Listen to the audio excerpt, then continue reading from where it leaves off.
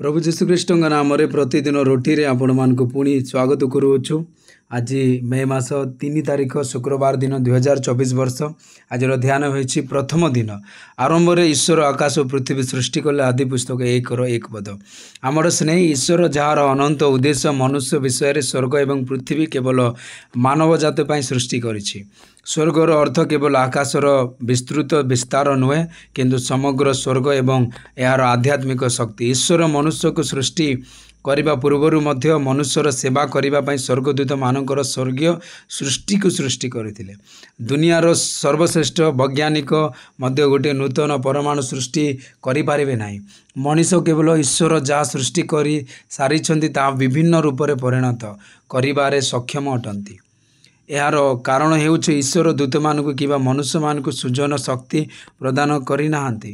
गोटे परमाणु सृष्टि करने को यह लक्ष लक्ष टन एवं असीम विद्युत ईंधन आवश्यक करिवो। समग्र दुनिया रे जड़े धनी व्यक्ति मध्य नाहांती जे एक नूतन परमाणु सृष्टि करने प्रकार अर्थ एवं संबल खर्च करने को सक्षम हो पारती। समग्र विश्व रे एपरी वैज्ञानिक मध्य नाहांती जार ज्ञान अच्छी। आमर प्रभु जड़े महान परमेश्वर। प्रभु परमेश्वर आकाश सृष्टि करिथिबा केते शक्तिशाली और गौरवमय सूर्य एवं चंद्र एवं बहु संख्यार तारागण आमे जहाँ आखिरे देखिपारू एवं अदृश्य समस्त विषय प्रभु परमेश्वर द्वारा सृष्टि होइछे। शास्त्र कुए कारण सृष्टिकर्ता तुमर स्वामी सर्वशक्तिमान प्रभु तांकर नाम एवं तुमर मुक्तिदाता इस्राएल पवित्र अटंती। तांको समग्र पृथ्वी रे परमेश्वर कहा जाए। जिसाय 54:5 पद। बाइबलर प्रथम पद आमको सृष्टिकर्ता ईश्वर सहित परिचित करे एवं कहे आरंभ रे ईश्वर आकाश और पृथ्वी सृष्टि करथिले। आदि पुस्तक 1 पद। सही गौरवमय जानिबा आम पाई केते बड़ आनंद एवं गर्व। महान एवं पराक्रमी ईश्वर मध्य आमर प्रिय पिता।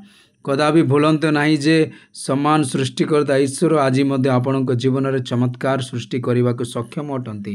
किंतु वर्तमान सदाप्रभु कहती जी तुमको सृष्टि करिसंती हे जाकुब एवं जी तुमको सृष्टि करिसंती हे इस्राएल भय कर नहीं, कारण मु तुमको मुक्ति करिछि।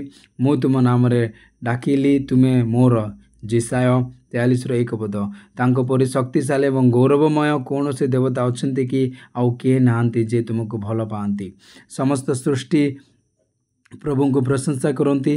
आपण मध्य तांको प्रशंसा करिबे कि स्वर्ग रे पृथ्वी तले समुद्र रे थिबा समस्त प्राणी एवं सेमानक मध्य रे थिबा समस्त प्राणी मु सुनिली जे बसिछि से आशीर्वाद सम्मान गौरव शक्ति हेउ सिंहासन और मेष शाबक चिरकाल पाई। प्रकाशित वाक्य 5:13 पद। अधिक ध्यान करने 2 कोरिन्थीय 5:17 पद। अतएव जदि कई ख्रीष्टों ठारे अछंती तेबे से एक नूतन सृष्टि पुराना जिनिस गुड़िक चली जाइछि, देख सबु जिनिस नूतन हो गलानी। प्रभु वाक्य रे आपनको समस्त आशीर्वाद करंतु। आमेन।